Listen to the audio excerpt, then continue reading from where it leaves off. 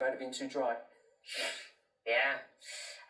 After that forecast, Matt, thank you very much. So perhaps you wouldn't be blamed for dreaming about warmer weather. So we'll take you back to the golden age of the British seaside. So this is footage of a family holiday on the Hampshire coast almost 90 years ago.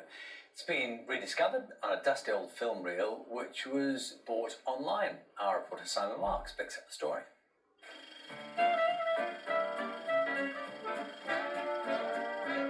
In the years before jet aeroplanes and package tours, a British family holiday often meant a trip to the seaside, and there was a growing demand for accommodation.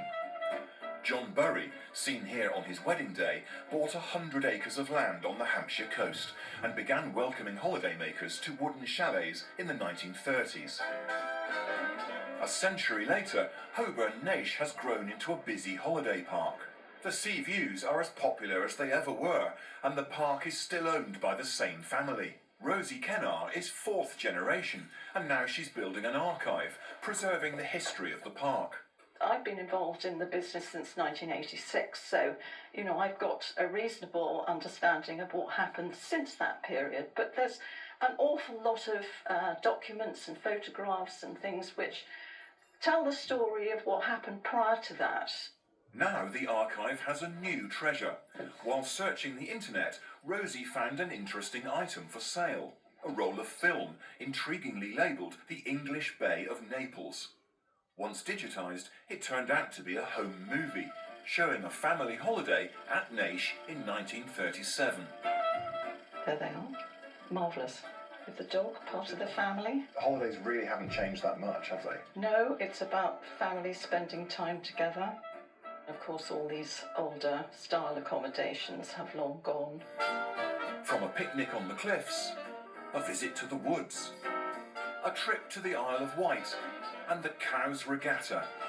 Holidaymakers in the 1930s were doing the same things they might do today, and many of the locations haven't changed all that much.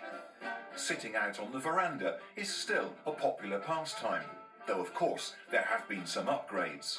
The old farmhouse is now the restaurant, and the film does reveal some sites that are now only memories. The Queen Mary, now long retired, had only been in service for a year when this was filmed. That looks to me like the Muddyford sandbank in the background. This is a great holiday they were having. It's a great holiday, yeah. And you can see why they'd want to film it and keep it as a memory. And a really good photographer. Yeah. And that brings us to the big question. We don't know who they are. We'd love to find out, because it would be fantastic if we could find the family. Now, this is them getting ready to leave. Bless her, she's cleaning. That's a matter of pride, isn't it? Goodbye to the art, you see? She called it the art. As the mystery family leave the park, they sign off with what might be a clue. The words Hasbury Film. Get in touch if that means anything to you. Well, there is a little mystery. Who knows? Somebody might have seen that. It might ring a bell. Hasbury Film. Hasbury Film. I was thinking people might remember there were dogs, weren't they? Obviously pet dogs. They might remember the dog. A family had the dog there. Who knows? If you've got to think about that, if you've got a thought, let us know. You can get in touch in the usual ways. We'll be back with the headlines at 7. Find out what's happening wherever you are.